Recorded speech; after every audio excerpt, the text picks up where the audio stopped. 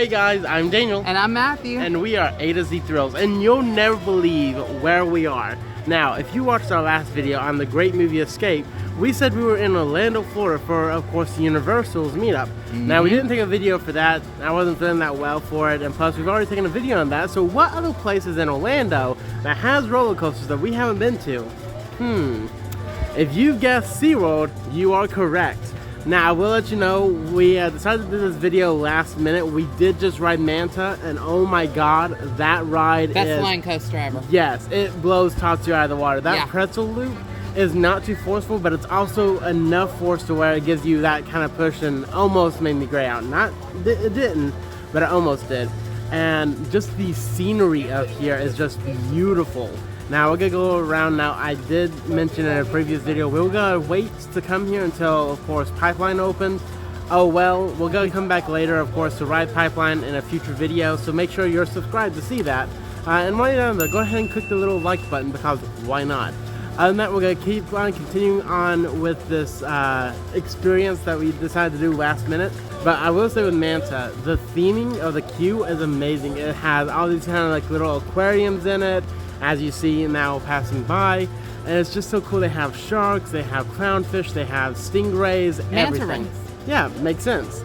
So what is one thing about this ride that you absolutely love? Oh, the pretzel loop, of course. I mean, most of the rides we've been on that are flying coasters, the pretzel loop is like halfway into the ride or towards the end. This ride literally is the first drop, and then you're into the pretzel loop. And I do like that. And then you do multiple inversions. I think that was 4 altogether, including the pretzel loop. And it's so smooth. So smooth. Like, I expected, when I saw those loops and stuff, I was like, oh lord, this may hurt, but it didn't. No, and one thing about me is that I am sort of bigger. Now, when it comes to other flying coasters, I've still been able to ride them, but usually I've had to have, you know, an extra push or two. No. This one, I didn't. Like, she came over and she said, do you want me to push in? And I'm like, just for safety measures, sure, go ahead. And she did. There was another click, but I was not stapled. I did not have a hard time breathing. It was phenomenal.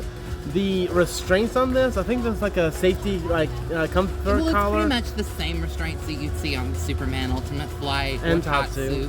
But for some reason, it just felt better. Yeah. But overall, this ride is phenomenal. I cannot wait to see where it lands on my top coasters list for later on this year.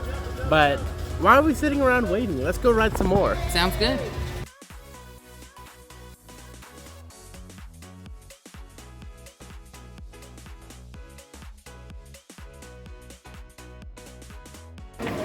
Alright, we just got off of Kraken, the floorless coaster here. 6 inversions, which we were not expecting. And I have to say, for the second floorless coaster I've ever ridden, blows Scream out of the water. Easily. Yeah, it blows the parking lot coaster out of the water for sure. Definitely. Now I will say the theming of the queue could probably use a little bit more work. I do think that they could have something like says, you know, release the Kraken, like whenever they're actually dispatching. But other than that, a fun ride, definitely a re-rideable coaster. Definitely. I don't feel dizzy at all. Nope. Smooth. It was just a little bit hard for me to get in, but other than that, easy peasy lemon squeezy.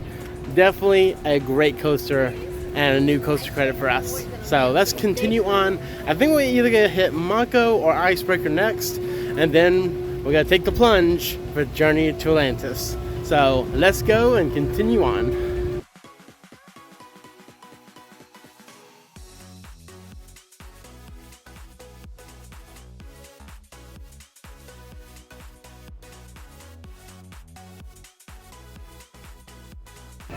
Alright guys, we just got off Mako and Mako.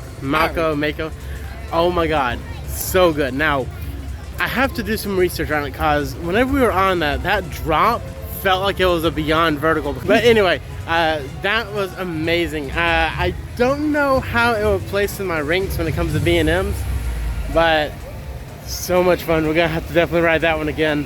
Alright, so now we're gonna head on over to Icebreaker. Yes. And we're also gonna actually stop at the lounge for pass holders and see exactly what we bought, because we are new when it comes to SeaWorld, so we don't know I literally just purchased them today on a whim. I would definitely say that we decided, like you said, do this on a whim. Because we know we're going to be trying to go to Busch Gardens. Oh yeah, Iron Gwazi is definitely on our list for today. Not for today, unfortunately. Nah. Also Dark Coaster, which is opening in Williamsburg, Virginia, Busch, because we bought the Platinum SeaWorld Pass, which is good at Busch Gardens, SeaWorld, Aquatica. The only thing it's not good at is Discovery Cove, which Daniel and I could give 2 flips about anyway. So, yeah. But yeah, let's go on over and ride the family, not family coaster, Icebreaker. Let's. Alright guys, so I just realized we never talked about Icebreaker or what we liked about it, so I'm going to come on in here and give a quick description of what we loved about it and everything else. So first off, this is a ride by Premier Rides. It has a swing launch kind of element.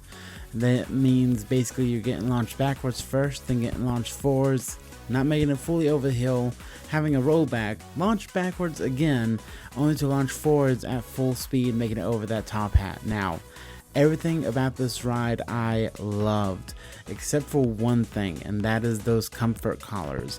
Now we rode this ride a couple times, and each ride, whenever we had that passing of airtime, whenever we got ejected out of our seats, that comfort collar did dig into my collarbone a little bit.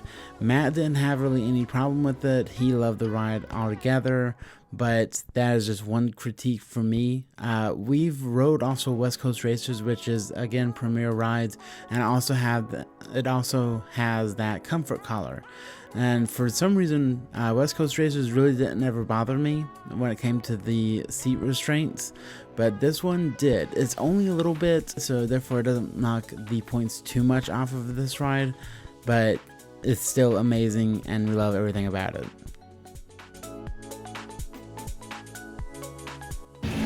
Alright, so we're going to actually hop on real quick because we just got done with Atlantis. Journey to Atlantis. Journey to Atlantis. Well, at least I thought it was just a boat ride. It's a coaster.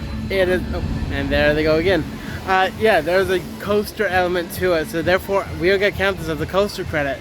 But it doesn't really change my rankings. I still think it's probably the bottom one on the list. Oh, absolutely. But it's a water ride. It's a water ride, but it's still very good. And that coaster element, you never see it coming. It's just literally, we were going over and we're just like, why are we stopping?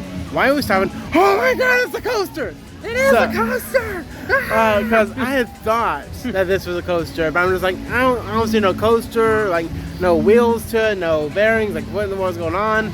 And sure enough, at the end, we got that coaster element, and I loved it. It was shocking. Small tidbit of advice for y'all. If you don't want to get wet, don't sit in the front. At all. We sat in the second seat. And we escaped with minimal wetness. Yeah, I don't think my shorts are wet at all. Yeah, no. But overall, great coaster, great water ride. Carowinds, you need to get something like this. Come on, you're dry, like, yeah. But yeah.